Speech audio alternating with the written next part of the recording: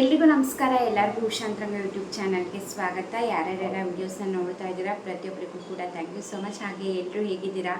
I hope ಎಲ್ಲರೂ ಕೂಡ ಚೆನ್ನಾಗಿದ್ದೀರಾ ಅಂತ ಭಾವಿಸ್ತಾ ಇದ್ದೀನಿ. ಇವತ್ತಿನ ವಿಡಿಯೋದಲ್ಲಿ ಗೃಹಲಕ್ಷ್ಮಿ 30ನೇ ಕಂತಿನ ಹಣ ಯಾವಾಗ ಬಿಡುಗಡೆ ಮಾಡ್ತಾರೆ ಏನು ಅಂದ್ಬಿಟ್ಟು ರೀಸೆಂಟಾಗಿ ಲಕ್ಷ್ಮೀ ಹೆಬ್ಬಾಳ್ಕರ್ ಅವರು ಅಪ್ಡೇಟ್ನ ಕೊಟ್ಟಿದ್ದಾರೆ. ಈ ವಿಡಿಯೋದಲ್ಲಿ ಯಾವಾಗ ಬಿಡುಗಡೆ ಆಗುತ್ತೆ, ಹಾಗೆ ಪೆಂಡಿಂಗ್ ಹಣ ಎಷ್ಟು ಜನಕ್ಕೆ ಜಮೆ ಆಗಿದೆ, ಇನ್ನು ಮಿಕ್ಕಿದವರಿಗೆ ಯಾವಾಗ ಜಮೆ ಆಗುತ್ತೆ, ಪ್ರತಿಯೊಂದನ್ನು ಕೂಡ ಈ ವಿಡಿಯೋದಲ್ಲಿ ತಿಳಿಸ್ತೀನಿ. ಹಾಗಾಗಿ ವಿಡಿಯೋನ ಸ್ಕಿಪ್ ಮಾಡಿದ್ರೆ ಬಿಗಿನಿಂಗಿಂದ ಎಂಡ್ವರೆಗೂ ಪೂರ್ತಿಯಾಗಿ ನೋಡಿದ್ರೆ ನಿಮಗೆ ಕ್ಲಿಯರ್ ಆಗಿ ಇನ್ಫಾರ್ಮೇಷನ್ ಗೊತ್ತಾಗುತ್ತೆ.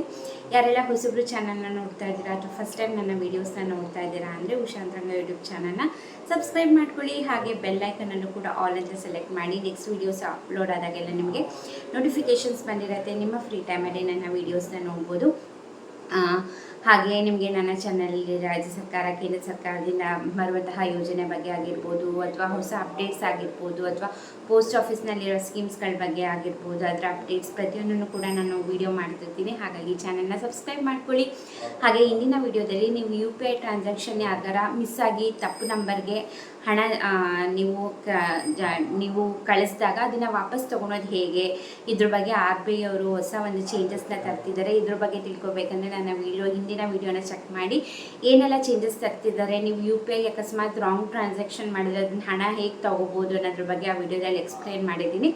ಸೊ ಆ ವಿಡಿಯೋನ ಕೂಡ ಚೆಕ್ ಮಾಡೋದನ್ನ ಮರಿಬೇಡಿ. ಬನ್ನಿ ಇವತ್ತಿನ ವಿಡಿಯೋನ ಶುರು ಮಾಡೋಣ. ನಾನು ಆಗಲೇ ಹೇಳ್ದಂಗೆ 30ನೇ ಕಂತಿನ ಹಣ ಯಾವಾಗ ಜಮೆ ಮಾಡ್ತೀವಿ ಅನ್ನೋದ್ರ ಬಗ್ಗೆ ಲಕ್ಷ್ಮೀ ಹೆಬ್ಬಾಳ್ಕರ್ ಅವರು ತಿಳಿಸಿದ್ದಾರೆ. ಅದಕ್ಕೆ ಮುಂಚೆ ಯಾರಿಗೆಲ್ಲ 29ನೇ ಕಂತಿನ ಹಣ ಬಂದಿಲ್ಲ ಅಥವಾ ನಿಮ್ಗೆಲ್ಲರಿಗೂ ಕೂಡ ಹಣ ಬಂದಿದೆಯಾ, ಬಂದಿದ್ರೆ ನೀವು ಯಾವ ಜಿಲ್ಲೆ, ಅಥವಾ ಬಂದಿಲ್ಲ ಅಂದರೂ ಕೂಡ ನೀವು ಯಾವ ಜಿಲ್ಲೆ ಅಂತ ಕಮೆಂಟ್ ಮಾಡಿ. ಯಾಕಂದರೆ ಈಗ ಆಲ್ರೆಡಿ ಇನ್ನು ಒಂದು 15ರಿಂದ 20 ಲಕ್ಷ ಜನಕ್ಕೆ ಬರಬೇಕಾಗಿದೆ ಅಷ್ಟೇ, ಇನ್ನೆಲ್ಲ ಕ್ಲಿಯರ್ ಮಾಡಿದ್ದೀವಿ ಅಂತ ಅಪ್ಡೇಟ್ ಬರ್ತಿದೆ. ಸೊ ನೀವು ತಿಳಿಸಿ ನಿಮ್ಮ ಜಿಲ್ಲೆಗಳಿಗೆ ಅಥವಾ ನಿಮ್ಮ ಖಾತೆಗಳಿಗೆ ಹಣ ಬಂದಿದೆಯಾ ಇಲ್ವಾ.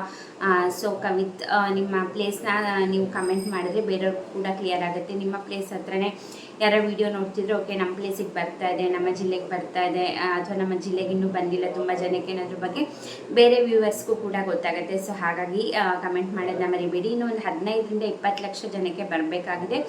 ಬಂದಿಲ್ಲದವ್ರು ತಲೆ ಕೆಡಿಸ್ಕೋಬೇಡಿ. ಖಂಡಿತವಾಗ್ಲೂ ಆದಷ್ಟು ಬೇಗ ಅವ್ರಿಗೂ ಕೂಡ ಕ್ಲಿಯರ್ ಮಾಡ್ತೀವಿ ಅಂತ ಹೇಳಿದರು. ಯಾಕಂದರೆ ಎಲೆಕ್ಷನ್ ಇದ್ದಿದ್ದರಿಂದ ಹಣ ಜಮೆ ಮಾಡೋದು ಸ್ಟಾಪ್ ಮಾಡಿದರು. ಬಟ್ ಈಗ ಮತ್ತೆ 2ನೇ ಹಂತದ ಹಣನ ರಿಲೀಸ್ ಮಾಡಿದ್ದಾರೆ. ಸೊ ಆದಷ್ಟು ಬೇಗ ನಿಮ್ಮ ಖಾತೆಗಳಿಗೂ ಬರುತ್ತೆ.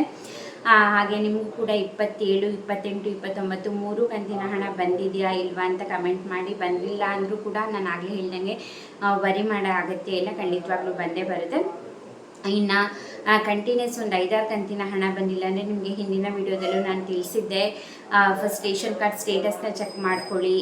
ಹಾಗೆ ನೀವು ಗೃಹಲಕ್ಷ್ಮಿ ಸ್ಟೇಟಸ್ನ ಕೂಡ ಚೆಕ್ ಮಾಡ್ಬೋದು. ಗ್ರಾಮ ಒನ್ ಕರ್ನಾಟಕ ಒನ್ನಲ್ಲಿ ರೇಷನ್ ಕಾರ್ಡ್ ಸ್ಟೇಟಸ್ ಆ್ಯಕ್ಟಿವ್ ಇದೆಯಾ ಅಥವಾ ಕ್ಯಾನ್ಸಲ್ ಮಾಡಿದ್ದಾರೆ ಏನು ನನ್ನ ತಿಳ್ಕೊಳ್ಳಿ ಮೊದಲನೇದಾಗಿ. ಯಾಕಂದರೆ ರೇಷನ್ ಕಾರ್ಡ್ ಕ್ಯಾನ್ಸಲ್ ಆದರೂ ಕೂಡ ನಿಮಗೆ ಗೃಹಲಕ್ಷ್ಮಿ ಹಣ ಒಂದೇ ಅಲ್ಲ, ನೀವು ಯಾವುದೇ ಸರ್ಕಾರದಿಂದ ಹಣ ತೊಗೊತಿದ್ರು ಕೂಡ ನಿಮ್ಮ ಖಾತೆಗಳಿಗೆ ಬರೋದಿಲ್ಲ. ಸೊ ಅದನ್ನ ಚೆಕ್ ಮಾಡೋದನ್ನ ಮರಿಬೇಡಿ.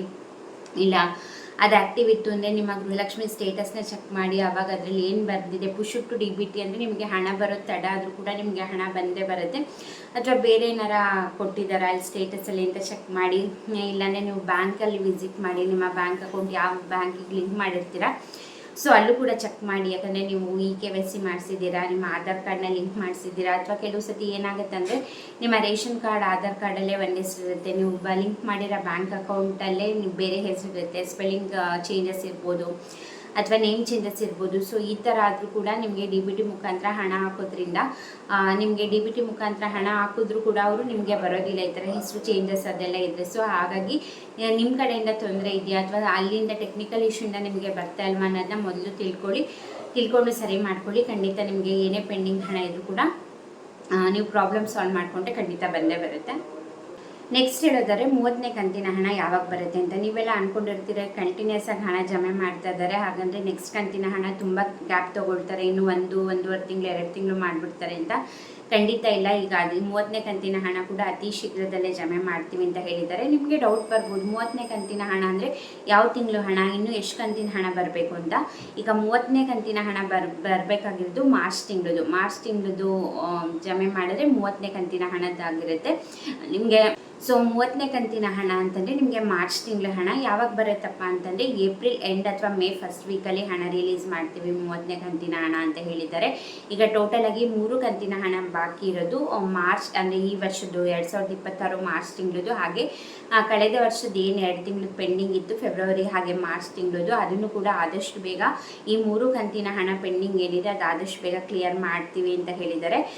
ಖಂಡಿತವಾಗ್ಲೂ ಈಗ ಕಂಟಿನ್ಯೂಸ್ ಆಗ್ತಾ ಇದ್ದಾರೆ. ಈಗ 1 ತಿಂಗಳು 2 ತಿಂಗಳಿಂದ ಗೃಹಲಕ್ಷ್ಮಿ ಹಣ 1 ತಿಂಗಳಿಗೆ 2 ಕಂತಿನ ಹಣ, ಈ ತಿಂಗಳು ಇನ್ನು 28 ಇನ್ನೂ ಫುಲ್ಲು ಜನಕ್ಕೆ ಬಂದೇ ಇರಲಿಲ್ಲ. ಒಂದು 50ರಿಂದ 60% ಮಹಿಳೆಯರಿಗೆ ಬಂದಿತ್ತು ಅಷ್ಟೇ. ಆಲ್ರೆಡಿ 29ನೇ ಕಂತಿನ ಹಣ ರಿಲೀಸ್ ಮಾಡಿದ್ದಾರೆ. ಸೊ ಎಲೆಕ್ಷನ್ ಇದ್ದಿದ್ದರಿಂದ ಮಾಡಿದ್ರು ಅಥವಾ ನಿಜವಾಗ್ಲೂ ಮಾಡಿದ್ರು ಗೊತ್ತಿಲ್ಲ, ಒಟ್ಟಲ್ಲಿ ಮಾಡಿದ್ದಾರೆ. ಈಗ ಟೋಟಲ್ ಆಗಿ 3 ತಿಂಗಳದ್ದು ಬಾಕಿ ಇದೆ. ಈಗ ಈ ವರ್ಷದ ಮಾರ್ಚ್ ತಿಂಗಳದು ಹಾಗೆ ಕಳೆದ ವರ್ಷ ಏನು ಮಿಸ್ ಆಗಿತ್ತು ಹಣ ಜಮೆ ಮಾಡೋದು ಫೆಬ್ರವರಿ ಹಾಗೆ ಮಾರ್ಚ್ ತಿಂಗಳು 2025ರಲ್ಲಿ. ಸೊ ಇನ್ನು 3 ಕಂತಿನ ಹಣ ಪೆಂಡಿಂಗ್ ಇದೆ, ಆದಷ್ಟು ಬೇಗ ಕ್ಲಿಯರ್ ಮಾಡ್ತೀವಿ. ಈಗ ಪ್ರತಿ ತಿಂಗಳು ಕೂಡ ಜಮೆ ಮಾಡ್ತೀವಿ, ಮಿಸ್ ಮಾಡ್ತಾರೆ ಅಂತ ಹೇಳಿದ್ದಾರೆ. ಐ ಹೋಪ್ ಅವ್ರು ಹೇಳ್ದಂಗೆ ಪ್ರತಿ ತಿಂಗಳು ಕೂಡ ಹಣ ಜಮೆ ಮಾಡಿದ್ರೆ ಮಹಿಳೆಯರಿಗೂ ಕೂಡ ಯಾವುದೇ ರೀತಿ ಕನ್ಫ್ಯೂಷನ್ ಇರಲ್ಲ, ಇದು ಯಾವ ಕಂತಿಂದಪ್ಪ ಏನು ಅಂತ. ಯಾಕಂದ್ರೆ ಮಧ್ಯದಲ್ಲಿ 1 ತಿಂಗಳು 2 ತಿಂಗಳು ಗ್ಯಾಪ್ ತೊಗೊಂಡ್ಬಿಡ್ತಾರೆ, ಅವಾಗ ಗೊತ್ತೇ ಆಗೋದಿಲ್ಲ ಯಾವ ತಿಂಗಳದಿದ್ದು. ಯಾಕಂದರೆ ಈಗ ಏನಾಗುತ್ತೆ ಅಂದರೆ ಈಗ ಸ್ಟಾರ್ಟಿಂಗ್ ಹಣ ಬಿಡುಗಡೆ ಆಗಿದ್ದ ಕೂಡಲೇ ಕೆಲವೊಬ್ಬರಿಗೆ ಬೇಗ ಬಂದ್ಬಿಡುತ್ತೆ, ಕೆಲವೊಬ್ಬರಿಗೆ ಎಂಡಿಂಗಿಗೆ ಬರುತ್ತೆ. ಅದಾಗಿದ್ದು ಒಂದು ಸ್ವಲ್ಪ ದಿನಕ್ಕೆ ಮತ್ತೆ ಇನ್ನೊಂದು ಕಂತಿನ ಹಣ ಜಮೆ ಮಾಡಿದರೆ ಪಾಪ ಅವ್ರಿಗೆ ಗೊತ್ತಾಗಲ್ಲ ಇದು ಯಾವ ಕಂತಿನ ಹಣ ಬಂದಿದೆ, ಇನ್ನು ಎಷ್ಟು ತಿಂಗಳು ಪೆಂಡಿಂಗ್ ಇದೆ ಅಂತ. ಸೊ ಹಾಗಾಗಿ ಆದಷ್ಟು ಬೇಗ ಅವ್ರು ಪ್ರತಿ ತಿಂಗಳು ಮಾಡ್ಕೊತಾ ಬಂದರೆ ಬೇಗ ಆಗ ಜನಗಳಿಗೂ ಕೂಡ ಕನ್ಫ್ಯೂಷನ್ ಇರಲ್ಲ. ಸೊ ನೀವು ಕಮೆಂಟ್ ಮಾಡಿ, ನಿಮಗೆ 29ನೇ ಕಂತಿನ ಹಣ ಬಂದಿದೆಯಾ ಬಂದಿಲ್ವಾ, ಬಂದಿದ್ರು ಕಮೆಂಟ್ ಮಾಡಿ, ಬಂದಿಲ್ಲ ಅಂದರೂ ಕೂಡ ಕಮೆಂಟ್ ಮಾಡಿ, ಯಾವ ಜಿಲ್ಲೆ ಅಂತ ಕೂಡ ಮೆನ್ಷನ್ ಮಾಡಿ, ಆಗ ಬೇರೆಗೂ ಕೂಡ ಕ್ಲಾರಿಟಿ ಸಿಗುತ್ತೆ. ಇನ್ನು 30ನೇ ಕಂತಿನ ಹಣ ಈ ತಿಂಗಳು ಎಂಡ್ ಅಥವಾ ಮೇ ಫಸ್ಟ್ ವೀಕ್ ಬರೋ ಚಾನ್ಸಸ್ ಇರುತ್ತೆ. ಅದ್ರ ಬಗ್ಗೆ ಮತ್ತೆ ಬೇರೆ ಏನೇ ಅಪ್ಡೇಟ್ ಬರಲಿ, ಯಾವ ಡೇಟಿಗೆ ಜಮೆ ಮಾಡ್ತೀವಿ ಅಂತ ಏನಾರು ಅಫಿಷಿಯಲಾಗಿ ಅನೌನ್ಸ್ಮೆಂಟ್ ಬಂದರೆ ಖಂಡಿತ ನಾನು ನಿಮಗೆ ವಿಡಿಯೋ ಮಾಡಿ ತಿಳಿಸ್ತೀನಿ. ಇದಾಗಿತ್ತು ಇವತ್ತಿನ ವಿಡಿಯೋ. ಇದೇ ಥರ ಅಪ್ಡೇಟ್ಗೋಸ್ಕರ ಚಾನಲ್ನ ಸಬ್ಸ್ಕ್ರೈಬ್ ಮಾಡಿ. ವಿಡಿಯೋ ಇಷ್ಟ ಆಯಿತು, ಇನ್ಫಾರ್ಮೇಟಿವ್ ಇದೆ ಅನಿಸಿದ್ರೆ ಲೈಕ್ ಮಾಡೋದನ್ನ ಮರಿಬೇಡಿ. ಇಷ್ಟೊತ್ತು ವಿಡಿಯೋ ನೋಡಿದ್ದಕ್ಕೆ ಥ್ಯಾಂಕ್ ಯು ಸೊ ಮಚ್. ನಮಸ್ಕಾರ.